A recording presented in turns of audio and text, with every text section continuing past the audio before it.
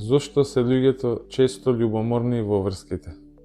Затоа што љубомората нема никаква врска со партнерот. Тоа се уверувања од детството дека не сме доволно добри или дека ќе бидеме оставени или заменати.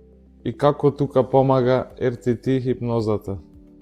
Па со RTT хипнозата доаѓаме длабоко до коренот на тие уверувања. Тоа не е транс, тоа е само како една медитативна состојба која ти помага да се опуштиш и да дојдеш до коренот на тие уверувања и да дознаеш кога првпат си се почувствувала недоволно добра. И на тој начин, со ослободување на тие емоции, се ослободуваат и уверувањата и љубомората едноставно ја губи својата сила. Значи може навистина да исчезне?